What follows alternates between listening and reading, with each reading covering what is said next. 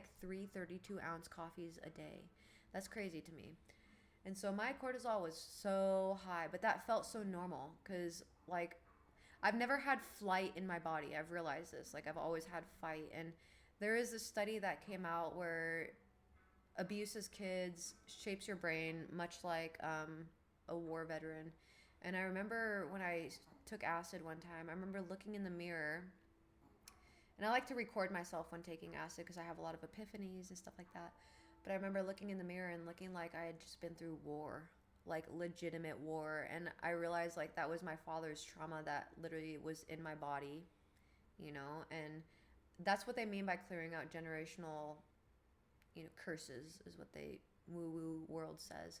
But it's actually in a physical way legitimate because you're clearing out that cortisol and, changing things chemistry wise in your body so that you're not in survival anymore. And so more recently, I've realized with my diet and not consuming as much social media. And here's the thing, this is conspiracy, but this is also what I believe. TikTok and scrolling on social media like that, it's you don't know what's coming next. So it impairs your sympathetic nervous system, which is what drives your subconscious. And so you go into a very sliver of fight or flight, which spikes up your cortisol, spikes up stress and things like that without you even really realizing it, which it became a red flag to me when America wanted TikTok. And I was like, uh-oh, there is something about TikTok that they know that they can gain control over people with. And I couldn't figure it out quite then, but now I know exactly why, because they want to keep people distracted and doom scrolling because that fight or flight makes them latched on to the doom scrolling because it feels comfortable and safe. That's why people have phone addictions, because being away from their phone doesn't feel safe, because they need that survival feeling. And that's what coffee would do to me, is it would keep that survival feeling at a normal feeling where I didn't want to be in survival anymore. No one does.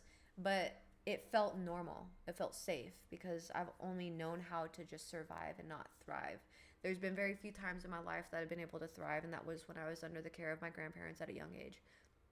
And so, more recently with the EFT tapping, that clears your subconscious. It's talking to your subconscious through like your nerve system and everything like that. And it's been really helping me. Like, I used to get really bad anxiety just making my dog's food. Why? I don't know. That's the executive dysfunction they talk about in ADHD. So if you have that, you could probably relate. I'm so glad you're getting better and still have a roof over your head. Me too. Me too. She was a person you were supposed to be in contact with, and this happens every day for so many, right? Z, hello. How are you doing today? Happy Friday. Yeah, heavy trauma, heavy trauma. And you guys have heard me talk about my story. I posted it on my TikTok, and I thought I was doing everything right. I was trying my best to clear it all out because I've said many times, like, I think this is a part of my healing, and it is. It is. But it's not healing on the level that I needed. So I was like so confused. Like, how do I heal myself? Like, what am I to do? I don't want to be stuck in my bed. I've been in remission before. So, like, why can't I get into remission again? And I realized that, like, this whole doom scrolling, coffee, prednisone, cortisol was matching the trauma level that I went through. So that felt safe. That felt good. That felt normal. And stepping away from it was scary sounding. I was like, I don't think I'll ever step away from cannabis. Like, that doesn't seem like me. But literally, as soon as I started the EFT tapping, I noticed like pain coming out of my body. And I told you guys, like, I was breathing out of my shoulders. So, like, a lot of guys I dated would get really mad at me because, like, I would forget to breathe. I would just hold my breath because that's fight or flight. That's that nervous system response to survival. So I would just be sitting there, like, holding my breath randomly. I don't know why. Or taking just really shallow breaths without even realizing.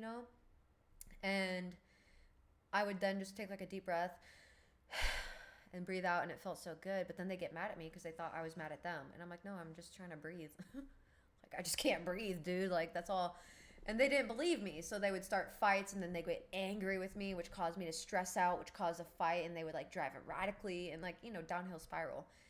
And so, through the last few weeks, I've done the EFT tapping, and I've noticed that once again, like, I've stepped away from cannabis. I have my little pen. I took a hit of it yesterday after I dropped off my check because it was like a woohoo moment, like celebrate. But I did not need more than one puff because I was set, after this tolerance break. So I'm not against cannabis, but I don't want to use it to emotionally regulate anymore, right? That's a big deal. Um, and so, pretty much, through this EFT tapping, I realized, okay, I'm not even taking deep breaths. And then I learned that psoas muscle, I've talked about this many times before, it's deep in your gut, it's deep in your abdomen area. You can't really stretch it out as people think they can. But it's attached to your hips, which that's where my problem is right now, is my hips. And they say, like, your hips hold trauma and stuff because that psoas muscle tightens, and it tightens the hips because it's preparing for you to run, fight for your life and run. And I want to mention, with these guys that I dated that were very toxic, it was physical. I am a puncher. I will fight you, okay? If you try to throw hands with me, I'm not calling the cops. The cops ain't here, baby. It's me and you. All right.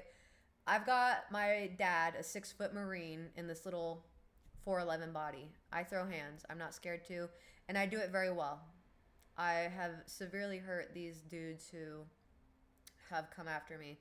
But what I learned after the guy that he came over, I met him online, and he came over and lived with me, and I was trying to get him on his feet and stuff, is that like, that stuff was making me flare up more. Like, I was having a good day, and then, like, the next day we'd fight, and then my joints would be shot and, like, swollen the next day. So I was like, okay, clearly stress and, like, fighting with these dudes is, like, making me feel worse, like, physically, emotionally, I don't give a shit, fuck you. But physically, like, I was, like, paralyzed with swelling and immobility, and pain. And then the medicine wasn't working, right? They would just pump more medicine into me, and it just would not work. It would make me vomit, especially the chemo. And it was just awful, causing more stress. So, through that, I was like, okay, like, I understand that the stress triggers my joints more, which is why cortisol is stress. Coffee creates cortisol. Eating fast food spikes your cortisol, which is why it tastes good when you're stressed. Like, the second week, I would say, not the second, but the second week that I got off prednisone, fast food was disgusting. Like, my cortisol is so lowered right now that when I try to eat nuggets, it makes me gag because they do not taste good. It tastes like someone dragged it through, like, a whole bunch of, like, perfumed, like, spray chemicals, like, for your counter. Like, the taste has completely changed. So they hijack your mind with cortisol boosting shit, TikTok, doom scrolling stuff. And that way you want fast food. The fast food hijacks the cortisol centers as well. Coffee is, like, a big thing in America, right? That hijacks your cortisol as well. And then people wonder why they're so stressed. And then on top of it, they feel like they have to constantly work in these crazy atmospheres that cause more stress. And then they wonder why they're having health issues down the line, right? Heart attacks and everything. And so with this EFT tapping, the first time I did it, like, the next day I realized I wasn't even breathing deep. And then when I tried to, I couldn't. It took, like, 7 breaths for me to catch my breath. And I know we talked about this already, like, a few weeks ago, but it goes in hand with this. And so that's where, like, the way to stretch that psoas muscle that is so tight from your trauma is to practice that deep breathing, the deep, deep breathing into your wiener, into your butthole, into your hips. They call it into your womb space. As a woman, it sounds kind of corny, but, breathing deep into your belly. And literally, I could not do that. Like, it was so uncomfortable. And I was like, holy shit, I'm in, like, hella survival. And now, yes, now I can take pelvic breaths. But yeah, now I can take a short, love it, yeah. I take my pelvic breaths now every day. And the things that I've noticed changing. So, okay, so we had this eviction thing, right? And I was spiraling a little bit because, once again, I've never had people treat me like that. But I really do. They say when your life is about to shift, is things they collapse. So I think it is actually very significant and on par that people were treating me that way, because that's the sign of the old life collapsing. I no longer want to do these donation things. If you've been following me for a while, I've been complaining how I hate doing them because how people treat me. And it genuinely makes me feel bad because, like, I want to feel better. I want to be better so I can do my OnlyFans and do all my avenues of making money because I know I'm capable of it. I know I'm capable of being consistent. Consistency and discipline are, like, my best friends. I grew up in a military household. When I was in ROTC, I got a shit ton of military awards. Like, I don't know if you guys know what it means, but, for me to be going through foster care and for me to be going through the medical shit that I'm going through and stuff and still doing so good in school, I was a color guard commander my junior year, and they wanted me to come back as a color guard commander. Now, mind you, I was in a new school every year, so I stayed in this school for the last 2 years, which was great. And the fact that they wanted me to come back as a color guard commander was really awesome. That's never been done before, but I did it. And then when I moved into the school, I was the only one who placed in orienteering because that requires a compass and shit. And I grew up camping with my dad a lot, so I'm very familiar with like camping. I love camping, making fire, making a campfire, and camping under the stars, no tent, doesn't matter. I can rough it. I can glam camp. I don't care. Even times like I've taken my Jeep and just slept in the back of my Jeep with the dogs and just built a fire, and simple as that. I like that way because it's much more simple, much more comfortable, to sleep that way instead of on the ground, the cold ass ground with the sleeping bag. I used to rough it more because it was more fun, but I'm fragile now. I like the comfort with the nature. But yeah, I think like at that point it was, I lived the whole 33 years and didn't know I could breathe into my pelvis this month. I'm 30 years old, so I'm right there with you. Like I literally just figured it out. And I hate that I just figured it out, but we walk our own journey, you can't beat yourself up over it. I was hyped to hear you hit your goal. My Friday has been okay. How's yours going? So much better. So much better. Babe, do whatever you have to. You're queen. You know you're worth. That's attractive. I appreciate that. I bet you're adorable when you're angry. I don't know if I am.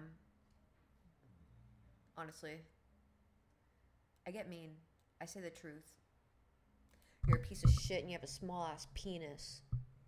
Actually, I said that to the last guy and it was true. And then he got mad. He got hella mad at that. It is small. My boobs are small. Like that's not offensive. It's just truth. And then he retorted back. He's like, well, you should grow bigger boobs. You should grow a bigger butt. And I'm like, I haven't heard this since like 4th grade. Like, what do you want me to have? Like triple G's? I'm 4'11". Like, do you think that's really what you want me to have? A fat Kim K Kardashian BBL? That's going to look fucking ridiculous, dude. So I'll just say the truth. If you're giving small wiener energy, I'm going to say small wiener. But significant things have happened since I've been doing this EFT tapping and breathing, okay? And what I want to mention is it has to do with this eviction stream and stuff. And like I've said before, when I would do these streams, a lot of you guys weren't there. Some of you were, but some of you weren't.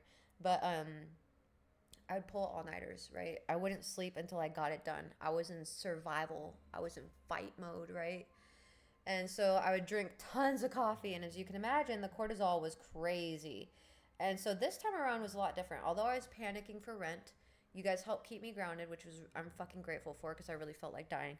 Because it feels hopeless. It's like, okay, so I'm going to lose my home and I'm this sick. Like, what the fuck?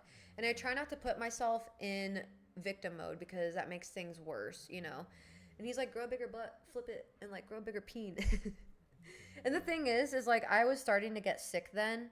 So like that was like, I'm like sick. So why would you even fucking say that? That's the stupidest shit. Like for me, when I'm healthy, I've got a badonk, okay? I can grow my ass just fine, which is why I'm not worried about it being flat when I'm sick.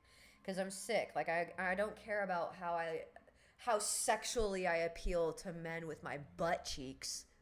Are you kidding me? I'm dying right now. Like, fuck off, So I remember telling him that, like, that's so weird that you said that because I'm sick and all these things. So it's funny that you retort with something even lower after you were the aggressor to begin with, and I'm calling you out for your shit, and then you come back at me trying to hurt me while I'm sick. Go fuck yourself. So, the thing about the EFT tapping and the breathing, there's something in my eye, sorry.